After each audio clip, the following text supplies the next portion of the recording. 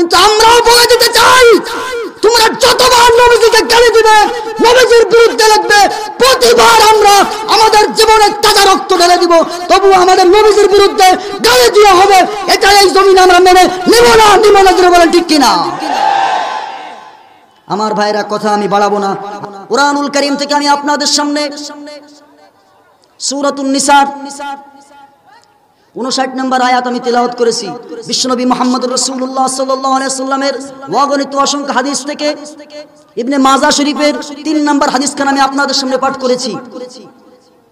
এই আয়াতের ভিতরে আল্লাহ রাব্বুল আলামিন সুন্দর করে জানায় দেন, বান্দা বান্দীদেরকে ডেকে ডেকে বলেন, ইয়া আইয়ুহাল্লাযীনা আমানু আতিউল্লাহ ওয়া আতিউর রাসূল ওয়া উলিল আমরি মিনকুম।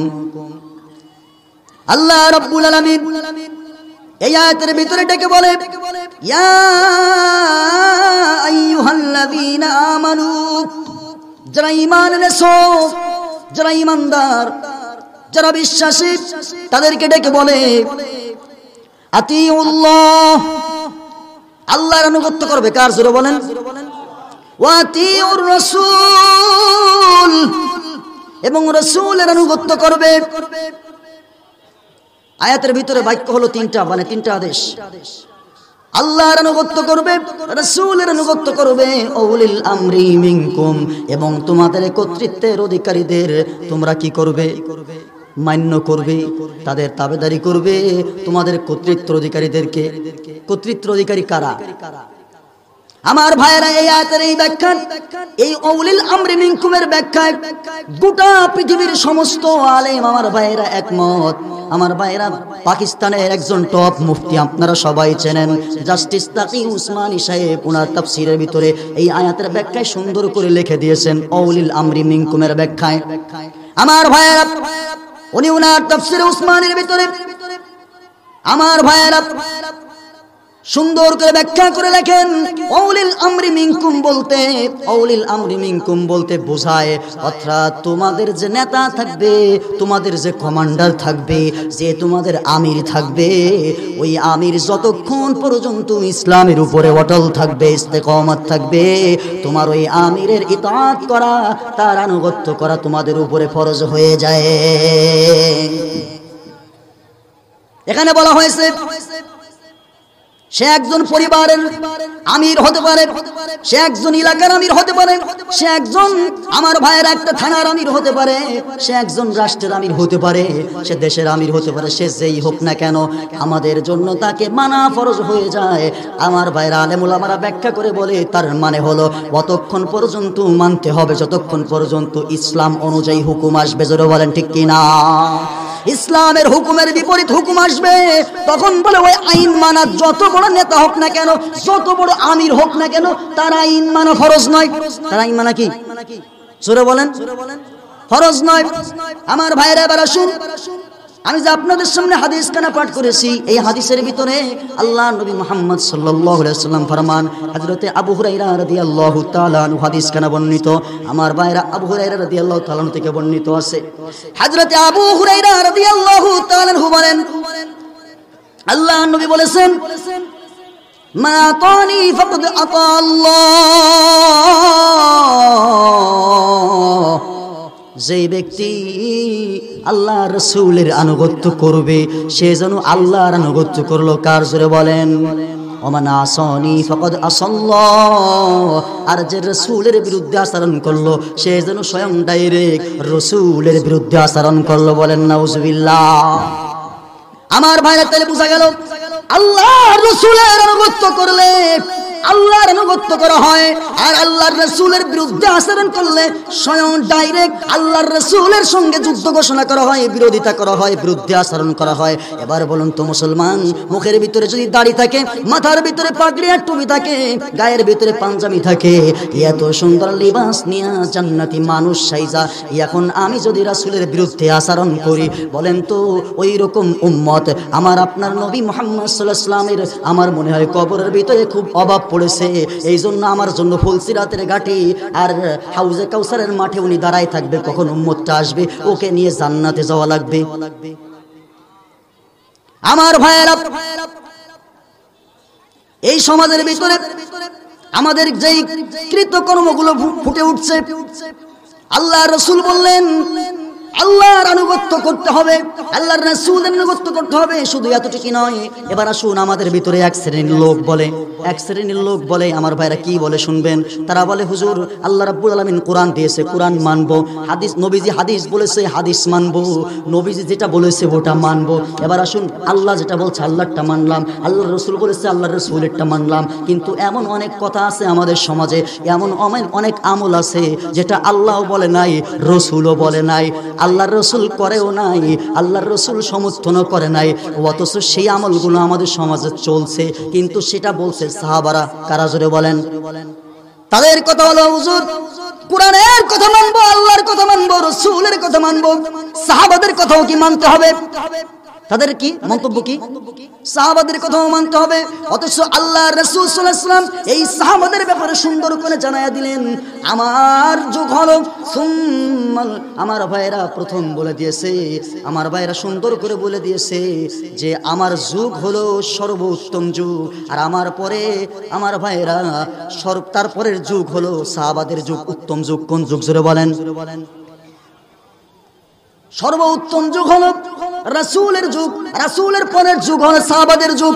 আল্লাহ রাসূল অন্য এক হাদিসে বলেছেন, যদি আমার সাহাবাদেরকে কষ্ট দেওয়া হয়, তাদেরকে গালি দেওয়া হয়, তাদেরকে অপমান করা হয়, তাহলে যেন ডাইরেক্ট আমি রাসূলের সঙ্গে আমার ভাইরা বেয়াদবি করা হয়। যারা বলেন ঠিক কিনা? আরো বলেছে যারা আমার সাহাবীদের সঙ্গে বেয়াদবি করবে আমার উম্মত বলে আমি ওটাকে মানি না, আমার উম্মতি না। কি বলেছে? আমার উম্মতি না।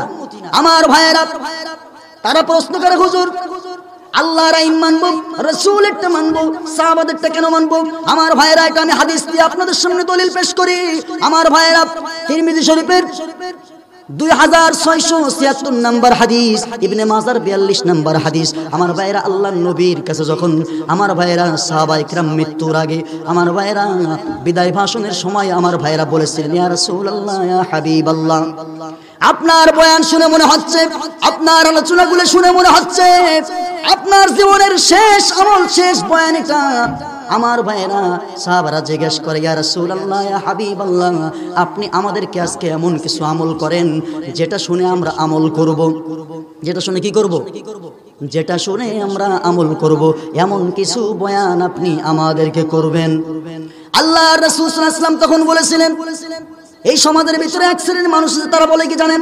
তারা বলে হুজুর গোটা পৃথিবীর বুকে আমরা অনেক জায়গায় নামাজ পড়েছি, এই নামাজের ভিতরে অনেক জায়গায় দেখেছি জুমার নামাজের আজান একটা হয়, দুইটা হয় না। আবার আমাদের বাংলাদেশে, ভারত, পাকিস্তানে বিভিন্ন জায়গায় আবার দুইটা হয়। তারা বলে হুজুর এটা আপনারা কই পাইলেন? এটা তো রাসূল কোনোদিন বলেন নাই। রাসূল আমার ভাইরা ওরা দলিল দেয় বুখারী শরীফের আমার ভাইরা 912 নম্বর হাদিস, আমার ভাইরা 912 নম্বর হাদিস দিয়ে তারা দলিল দেয়। কিভাবে দলিল দেয় জানেননি? তারা বলে যে আল্লাহর রাসূলের জামানায় আজান হতো একটা জুমার দিনে, আবু বকরের জামানায় একটা হতো, আমার ভাইয়েরা ওমরের জামানায় একটা হতো, কিন্তু উসমান রাদিয়াল্লাহু তাআলা আনহুর জামানায় আমার ভাইয়েরা মক্কা থেকে অনেক দূরে একটা জায়গা, যেই জায়গার ভিতরে একটা বাজারের ভিতরে হযরত উসমান রাদিয়াল্লাহু তাআলা আনহু যে মসজিদে প্রথম জুমার নামাজের ঘোষণা করেছিলেন যে আজকের পর থেকে জুমার নামাজের আজান হবে দুইটা, ওই দিন পর থেকে আমার ভাইয়েরা আজও পর্যন্ত জুমার নামাজের আজান দুইটা হয়ে আসছে। কয়টা? মানুষের প্রথম যুগে মানুষ ছিল কম, আমার ভাইয়েরা ইসলামের মুষ্টিময় কয়েকজন সাহাবায়ে কিরাম ঈমান এনেছে, সাধারণ কয়েকজন মানুষ আমার ভাইয়েরা বেশি মুসলমান ছিল না, যার কারণে আজান একটা দিত। কিন্তু হযরত উসমান রাদিয়াল্লাহু তাআলা আনহু দেখলেন যে আজান দেওয়া হয়, হয়তোবা অনেকের কাছে আজানের এলানটা ইলায়ে কালিমাতুল্লাহ পৌঁছায় না, যদি আজান আরেকটা দেওয়া হয় নামাজের আগে, হয়তোবা এটা সতর্ক করানোর জন্য, অথবা আমার ভাইয়েরা সমস্ত মানুষকে এলান করার জন্য দুইটা করে আজান শুরু হয়ে গেল। ওই দিন পর থেকেই আজান দুইটা হয়ে আসছে। সমাজের মানুষ এবার বলা শুরু করলো, হুজুর আজান তাহলে একটা হবে, নবীজিও বলেন নাই, আল্লাহ রাব্বুল আলামিনও কোরআনে বলেন নাই, তাহলে আপনারা দুইটা দেন। আপনারা তো এটা বিদআত সৃষ্টি করছেন বা নতুন কিছু সৃষ্টি করলেন। আমার ভাইয়েরা বলেন তো এর দলিল লাগবে কিনা জোরে বলেন। আমরা যে দুইটা আজান দিই, জুমার দিন কয়টা দেন? দুইটা দেই না? বাড়তি দুইটা আজান দেই না? দুইটা দেই। আমার ভাইয়েরা, আল্লাহর নবী যে বলেছেন উসমান রাদিয়াল্লাহু তাআলা আনহুর কথা মানতে হবে, তাহলে এই হাদিস শোনার দরকার আছে না নাই? তাদের কথা হলো হুজুর উসমান রাদিয়াল্লাহু তাআলা আনহু যে হাদিসে বলছেন, ইবনে মাজার 42 নম্বর হাদিসে এবং তিরমিজি শরীফের 2676 নম্বর হাদিসে বলছে যে আমার ভাইরা ডাক দিয়ে বলছে যে উসমান রাদিয়াল্লাহু তাআলা আনহু যে প্রথম আজানটাকে চালু করলেন, এবার এই আজান যে উসমান রাদিয়াল্লাহু তাআলা চালু করলেন, নবীজি যে চালু করলেন না, আল্লাহ চালু করলেন না, তাহলে এটা মানা যাবে কিনা? এটা হলো আমাদের কথা, জোরে বলেন ঠিক কিনা? আমার ভাইরা, প্রথম আসেন, আল্লাহ রাসূল সাল্লাল্লাহু আলাইহি ওয়াসাল্লাম বলেছেন, যখন তোমরা ফিতনা ফাসাদের জামানা পাবে, যখন তোমাদের সামনে মারামারি কাটাকাটি ফিতনা জামানা চলে আসবে, তখন তোমরা কি করবে?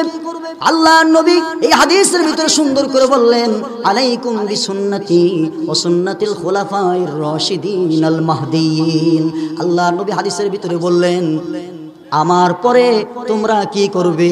আমার হিদায়াত প্রাপ্ত খুলাফায়ে রাশিদিন, অর্থাৎ আমার সুন্নাত, আলাইকুম বিসুন্নতি, আমার সুন্নাত, এবং ওয়া সুন্নাতিল খুলাফায়ে রাশিদিন, হিদায়াত প্রাপ্ত যে খুলাফায়ে রাশিদিন আছে তাদের সুন্নাতকে তোমরা আঁকড়ে ধরবে দাঁত দিয়ে, এমন ভাবে যেন ছুটে না যায়। কি না হয়? জোরে বলেন, যেন ছুটে না যায়। আমার ভাইরা, তাইলে বলেন, সাহাবা যে বলেছেন, নবী যে বললেন, সাহাবার কথা মানতে হবে। কার কথা? জোরে বলেন। আমার ভাইরা, ওরা হাদিসই বোঝে না, ওরা দলিল দেয় হাদিস দিয়ে, অথচ হাদিস কাকে বলে? হাদিস হলো ওইটা যেটা রসুলও বলে নাই, রসুল করেও নাই, সমর্থনও দেয় নাই, কিন্তু সাহাবা বলেছে অথবা করেছে অথবা মনোসমর্থন দিয়েছে, সেটাকেই তো হাদিস বলা হয়। সেটাকেও কি বলা হয়? আপনারা যত বড় মুফতি আছে আমাদের সমাজে, তাদেরকে জিজ্ঞাবেন, হুজুরদেরকে, হুজুর যে সাহাবা একটা কথা বলেছে, ওটাকে হাদিস কিনা? উসুল জানে না। কি জানে না? জোরে বলেন। উসুল না জানি না, বলে যে সাহাবাদের কথা বলা হয়েছে, সাহাবাদের কথাও কি মানতে হবে? এটা তো আল্লাহ রসুল বলেন নাই, আল্লাহ বলেন নাই, কোরআনে নেই, হাদিসে এসেছে, ছোট, ওটা আল্লাহ রসুলের কথা না, ওটা তো সাহাবায়ে কিরামের কথা, ওটা কি মানতে হবে? বলে কিনা? জোরে বলেন। অথচ রসুল বলেছেন, আমার ভাইয়েরা, আলাইকুম বিসুন্নতি, আমার সুন্নাতকে আঁকড়ে ধরবে, ওয়া সুন্নাতিল খুলাফায়ে রাশিদিন। খুলাফায়ে রাশিদিন বলতে কি আমাদের পীর বাবা? কি বলেন আপনারা? খুলাফায়ে রাশিদিন বলতে কি আমাদের চণ্ডীদাস? তাহলে এটা কাদের কথা বলা হলো? সাহাবাদের কথা বলা হলো, অথচ সেই সাহাবাদের নিয়ে মাথা ব্যথা। কাদেরকে নিয়ে মাথা ব্যথা? জোরে বলেন। সাহাবায়ে ইকরামদেরকে নিয়ে মাথা ব্যথা। অথচ আল্লাহ রাসূল সাল্লাল্লাহু আলাইহি ওয়াসাল্লাম অনেক হাদিসের ভিতরে বলেছে, খবরদার, সাহাবাদের ব্যাপারে তোমরা সব সময় পুষ্পকমল থাকবে, তাদেরকে ভালোবাসবে, তাদেরকে যারা ভালোবাসবে আমি রাসূলকে ভালোবাসবে, আর আমি রাসূলকে ভালোবাসলে তো আল্লাহকে ভালোবাসা হয়। আমার ভাইয়েরা, এজন্য আমরা আল্লাহর কথা মানবো, রাসূলের কথা মানবো, সাহাবায়ে কিরামকে মানবো, সাহাবায়ে কিরামকে তাজিম করব, তাদেরকে সামনে রাখবো, এবং আমরা কোরআনের একটা আয়াতকে মানবো, সেটা হলো, আমার ভাইয়েরা, মা কানা মুহাম্মাদুন আবা আহাদিম মির রিজালিকুম ওয়ালাকিন রাসূলুল্লাহ ওয়া খাতামান নাবিয়্যিন। এই আয়াতটাকেও আমরা মানবো। আমাদের সমাজে ইদানিং কিছু মানুষ হয়েছে যারা বলে যে বিশ্বনবী, নবীজিকে, আমার ভাইয়েরা, খাতামুন নাবিয়্যিন, একদল বেরিয়েছে, তাদের নাম শাহ আহমদ শফি সাহেব রাহমাতুল্লাহ আলাইহি। উনি মৃত্যুর আগে উনি অসুস্থ অবস্থায় বলেছিলেন যে, ও জাতি, যারা তোমরা ময়দানে মাঠে কাজ করবে, যারা তোমরা বয়ান পেশ করবে, তোমরা 1 মিনিটের জন্য হলেও এই বয়ানটা করবে। সেটা হচ্ছে, উনি বলেছিলেন, প্রত্যেকটা মাহফিলে, প্রত্যেকটা জুমার বয়ানে, প্রত্যেকটা তাবলীগের ময়দানে, ইজতেমার মাঠে হোক, প্রত্যেকটা ময়দানে ময়দানে, মাদ্রাসার মাঠে যদি এই অ্যানাউন্সটা তোমরা করে দাও, সেটা হলো যে আল্লাহর নবীর পরে কোনো নবী নাই, এই কথাটা তোমরা বলবে। অর্থাৎ কাদিয়ানীদের ব্যাপারে তোমরা একটু সতর্ক করবে। কাদের ব্যাপারে? জোরে বলেন। কাদিয়ানীদের ব্যাপারে। আমরা এতদিন মনে করতাম সমাজের ভিতরে কাদিয়ানীরা কিছু করতে পারবে না, এটা মনে করে করে আমরা চুপ থাকতাম, আমরা কিচ্ছু বলতাম না। অথচ আজকে আসলেই তারা জাড়া দিয়ে উঠছে। কি করছে? জোরে বলেন। আমরা কিছু মনে করতাম না, আজকে দেখবেন আমাদের ফরিদপুর শহরে অনেক আছে। আপনারা ফরিদপুরের ফেসবুক চালান না? ফেসবুকে ঢুকে দেখেন, কাদিয়ানীদের পীর সাহেবের ছবি একটা দিয়ে ওরা লেখা রাখছে, বলে যে নবী, আমরা নবী মানি। দেখেন মুসলমানদেরকে ধোঁকা দেয় কিভাবে, বলে আমরা নবী মানি, বলে না নবীজি মুহাম্মদ সাল্লাল্লাহু আলাইহি ওয়াসাল্লাম যে নবী না, ডাইরেক্ট এই কথা বলে না। এই কথা বললে তো পেটের চামড়া থাকবে না, এটা বলে না। কি বলে জানেন? হ্যাঁ, বিশ্ব নবী যে উনি যে নবী এটা আমরা মানি, কিন্তু উনি যে শেষ নবী এটা মানি না। কি বলে? জোরে বলেন। উনি যে শেষ নবী এটা মানি না। তাহলে বলেন, এই জাতীয় বেয়াদব, এই জাতীয় শয়তান আমাদের সমাজে আছে না নাই? অনেক আছে যারা বলে নবী মানি কিন্তু শেষ নবী মানি না। এই জাতীয় লোক থেকে আমাদেরকে সতর্ক থাকতে হবে কিনা, জোরে বলেন। আমার ভাইয়েরা, আল্লাহর নবীর আনুগত্য করতে হবে, এবং সাহাবায়ে কিরামকে ভালোবাসতে হবে। আমার ভাইয়েরা, আমি সাহাবায়ে কিরাম এবং আল্লাহর রাসূলের ভিতরে যে ভালোবাসাটা ছিল, তাদের ভালোবাসাটা কেমন ছিল, তারা নবীজিকে কেমন ভালোবাসতো, আর আমরা কেমন ভালোবাসি, এবং আমাদের কাজকর্মগুলো কেমন হয়েছে, কেমন কাজগুলো আমাদের করার দরকার সমাজের ভিতরে, এই ব্যাপারে আমাদের সতর্ক হওয়ার দরকার আছে না নাই? আমার ভাইয়েরা, ঠিক আছে আমরা মানব, কিন্তু আমাদের দেখতে হবে যে এই জিনিসটা মানতেছি, এই জিনিসটা আসলে কি কোরআনের কিনা, এই জিনিসটা আসলে কি নবীজির সুন্নাহ কিনা, এইটাকে আসলে কি মানার মতো কিনা। আবার এমন যেন না হয় মানতে গিয়ে বেশি আবেগ দিয়ে এমন কিছু করলাম যেটা কোরআনেও নাই, নবীর সুন্নাহও নাই, সাহাবাদের জীবনেতেও নাই, তাবেতেও নাই। আমার ভাইয়েরা ইজমাতেও নাই, কিয়াসেও নাই, কোন দলিলেই আমার ভাইয়েরা শরীয়তের ভিতরে পাওয়া যায় না। ওইটাকে আমরা শরীয়তের বিধান মনে করে চালাই দেই। এমন যদি হয়, নবী আমার বলে কিয়ামতের মাঠে আলাদা পর্দা দেওয়া হবে, আমার নবী ওই সমস্ত উম্মতদের ব্যাপারে তাকাবেন না, কারণ তারা দ্বীনের ব্যাপারে, ইসলামের ব্যাপারে নতুন কিছু সৃষ্টি করেছে, ওরা নবীজির উম্মত না। জোরে বলেন ঠিক কিনা?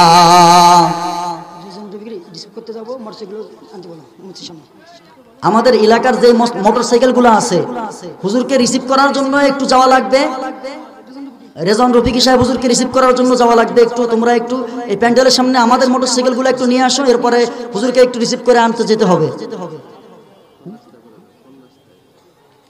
ওইখানে আসলে পরে নিয়ে যাচ্ছে। আমার ভাইয়েরা, আল্লাহর নবীর সাহাবী হযরত খাব্বাব রাদিয়াল্লাহু তাআলা আনহু, বুখারী শরীফের 3045 নম্বর হাদিস, হযরত খাব্বাব রাদিয়াল্লাহু তাআলা আনহুকে যখন ইহুদিরা আমার ভাইয়েরা আটক করে ফেললো, আটক করার পরে 1 মাস পর্যন্ত খাবার দেয় না, 1 মাস পর্যন্ত নির্যাতন করে, 1 মাস পরে হযরত খাব্বাব রাদিয়াল্লাহু তাআলা আনহুকে হত্যা করার জন্য নেওয়া হলো। আমার ভাইরা, হাদিসটা সুন্দর করে পড়ে নেবেন, অথবা হুজুর আপনারা নিজেরা পড়তে গিয়ে পণ্ডিতি করেন না, আপনারা একটা হুজুরদের সাথে একটু পরামর্শ করেন, মানুষের কাছ থেকে না শুনলেও আমার ভাইয়েরা আলেম ওলামাদের কাছ থেকে একটু পরামর্শ নিয়ে শুনেন।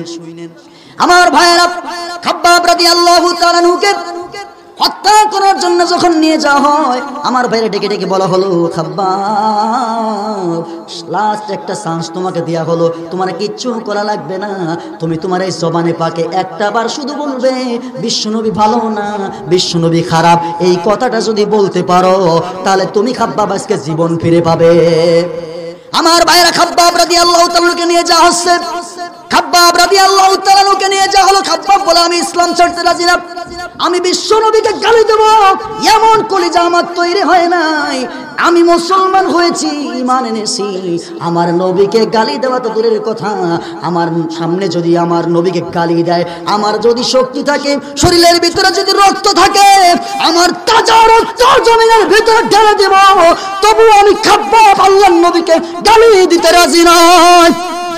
খাব্বাব রাদিয়াল্লাহু তাআলাকে নিয়ে যাওয়া হয়েছে, মঞ্চের উপরে কাঠ ঘেড়ে দেওয়া হয়েছে, আমার ভাইয়েরা পেরাক মেরে দেওয়া হয়েছে, হাতের ভিতরে, 2 হাতের ভিতরে পেরাক মেরে দেওয়া হয়েছে, পায়ের ভিতরে পেরাক মেরে দেওয়া হয়েছে। আমার ভাইয়েরা মহিলারা যেরকম মুরাব্বাগুলোকে আমার ভাইয়েরা মুরাব্বা তৈরি করে কাটা দিয়ে, খেজুরের কাটা দিয়ে, ওইভাবে করে আমার ভাইয়েরা খাব্বাব রাদিয়াল্লাহু তাআলার গায়ের ভিতরে আঘাত করতে শুরু করলো, আর ডেকে বলে, খাব্বাব এখনই তো তোমাকে হত্যা করাবে, লাস্ট চান্স, একবার শুধু তুমি বলো মুহাম্মদ খারাপ, এই কথাটা যদি বলতে পারো তাইলে তোমাকে আমরা ছেড়ে দিব। খাব্বাব রাদিয়াল্লাহু তাআলা ওই দিন বলেছিলেন, আরে ইহুদির দলেরা, মুনাফিকের দলেরা, ও বেঈমানের দলেরা, আমি খাব্বাব এখানে কষ্ট পাচ্ছি এটা বড় বিষয় নয়, যেই নবীজির উপরে আমি খাব্বাব রাদিয়াল্লাহু তাআলা ঈমান এনেছি গো, আমার জীবন চলে যাবে, যেই নবীর উপরে ঈমান আনার কারণে আমি খাব্বাবের জীবন চলে যাচ্ছে, যেই নবীজিকে গালি দেওয়ার কারণে আমি খাব্বাবের জীবন ফিরে পাবো,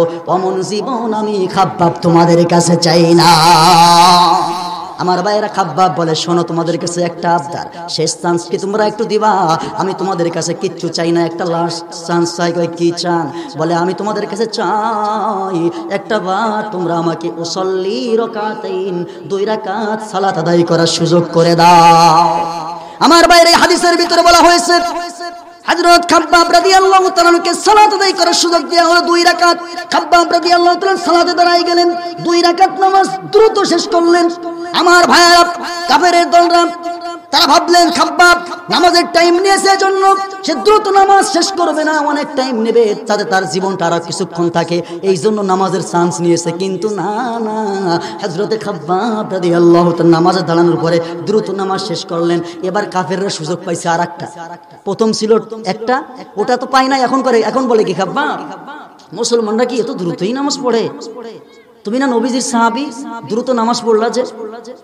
খাব্বাব রাদিয়াল্লাহু তাআলা বলেন, এ বেঈমানের দলেরা, ও ইহুদের দলেরা, তোরা তো নাম দেখানো বেঈমান, তোরা তো আমাকে সুযোগ পেয়েছোস। শোন, আমি এজন্য লেট করে আমি দ্রুত নামাজ পড়ছি এজন্য না। আমি যদি আজকে লেট করে নামাজ পড়তাম আর আমি যদি দ্রুত নামাজ না পড়তাম, তোরা বলতি মুসলমানের সাহাবী, মুসলমানের নবীর সাহাবী, মুসলমানেরা আজকে তারা মৃত্যুকে ভয় পায়, এজন্য সালাতে সময় নেয়। কিন্তু নবীজির সাহাবী খাব্বাব রাদিয়াল্লাহু তাআলা অন্য সময় যখন নামাজ পড়তেন ঠিকই, কিন্তু অনেক দীর্ঘ সময় নিয়ে নামাজ আদায় করতেন। জোরে বলেন ঠিক কিনা? আমার ভাইয়েরা, খাব্বাবকে তারা বাঁচতে দিল না। আল্লাহর নবীর সাহাবী হযরত খাব্বাব রাদিয়াল্লাহু তাআলা সবার সামনে আমার ভাইয়েরা যখন হত্যা করেছিল, আমার ভাইয়েরা সাঈদ ইবনে আমির আল-জুমাহি রাদিয়াল্লাহু তাআলা, আমার ভাইয়েরা আপনারা জানেন ওনার অবস্থা ছিল এমন, মাঝে মধ্যে উনি বেহুশ হয়ে যাইতেন। উনি একটা মন্ত্রী ছিলেন, ইয়ামানের গভর্নর ছিলেন উনি।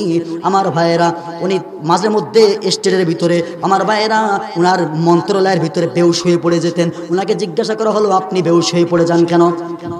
আমার ভাইয়েরা সাঈদ ইবনে আমির আল-জুমাহিটাকে বলে, ও আমিরুল মুমিনিন হযরত ওমর রাদিয়াল্লাহু তাআলা আনহু, আমি এজন্য বেহুশ হয়ে যাই, আমি যখন মুসলমান ছিলাম না, আমার সামনে একজন মুসলমানকে, আমি তখনও ইহুদি ছিলাম, আমার সামনে একজন মুসলমান নবীজির সাহাবী হযরত খাব্বাবকে যখন হত্যা করার জন্য নিয়ে যাওয়া হয়, আমিও তাদের দলের ভিতরে শামিল ছিলাম, আমিও তাদের পিছে পিছে যাইতেছিলাম। কিন্তু আমার মনটা বড় খারাপ লেগেছিল তার নির্যাতন দেখে। আমার মন চেয়েছিল তাকে আমি কিভাবে তাকে বাঁচাইতে পারি, আমি তাকে আঘাত করি নাই। কিন্তু খবরটা মদিনায় পৌঁছানোর জন্য নবীজির কাছে পৌঁছানোর মতো কেউ ছিল না, যার কারণে কেউ খবরটা পৌঁছাইতে পারে নাই। আল্লাহর নবীর ওই সাহাবী, ওই মুসলমানকে ইহুদিরা আমি দেখেছি তাকে হত্যা করে ফেললো। আল্লাহর নবীর সাহাবী হযরত খাব্বাব রাদিয়াল্লাহু তাআলা যখন পেরাক মেরে, আমার ভাইয়েরা এরপরে হাতুড়ি দিয়ে পেরাকগুলো হাতের ভিতরে, ডান হাতের ভিতরে পেরাক মেরে দিল, বাম হাতের ভিতরে পেরাক মেরে দিল, এরপরে তার হাতগুলো কেটে দিল।